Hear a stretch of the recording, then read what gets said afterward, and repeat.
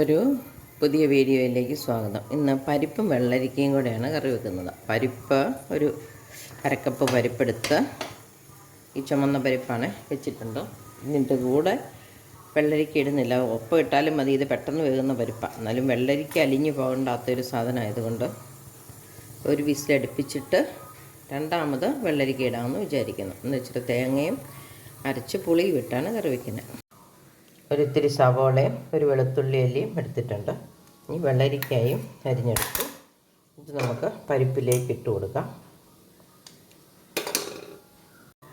പരിപ്പ് വെന്തിട്ടുണ്ട്. എന്നിട്ട് നമുക്ക് വെള്ളരിക്കയും അല്പം സവോളയും ഒരു വെളുത്തുള്ളി ഒരു അല്ലിയേ ഉള്ളൂ കേട്ടോ.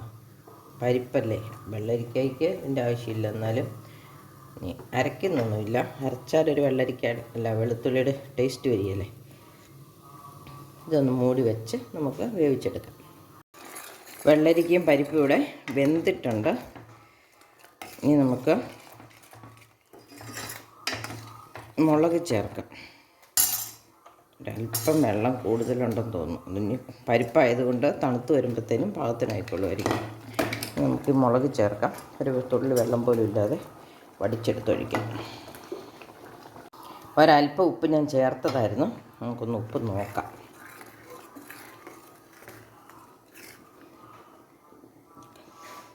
വെള്ളരിക്ക ഇട്ടപ്പം ഒരല്പം ഉപ്പും കൂടെ വേണം. അതുപോലെ ഒരു കാപ്പിക്കുരു വലിപ്പത്തിൽ പുളി ഞാനിവിടെ എടുത്ത് വെച്ചിട്ടുണ്ട്. അതും കൂടെ ചേർക്കാം. വെള്ളത്തിലിട്ട് വെച്ചിരുന്നു. ഇനി നമുക്ക് അല്പം കറിവേപ്പില ഇട്ട് കൊടുക്കാം. ചെറിയ കറിവേപ്പിലയാണ്, പക്ഷെ നല്ല മണമുള്ള കറിവേപ്പില കേട്ടോ ഇത്. എനിക്കിവിടെ ഒരു 5-6 കറിവേപ്പുണ്ട്. ഒത്തിരി വലുതൊന്നുമില്ല, എന്നാലും എല്ലാം സാമാന്യം വലുതാണ്. ഒരെണ്ണത്തിൻ്റെ ചെറിയ ഇല കരിവേപ്പിലയാണ്. അതിനാണ് ഏറ്റവും നല്ല മണമുള്ളത്. തിളച്ചിട്ടുണ്ട്. ഇനി നമുക്ക് കടുക് പൊട്ടിക്കാം. ഇതൊന്ന് വാങ്ങി വെച്ചിട്ട് കടുക് പൊട്ടി കരിഞ്ഞ് വെച്ചിരിക്കുന്ന സവോള ചേർത്ത് കൊടുക്കാം. പിന്നെ അല്പം കറിവേപ്പില.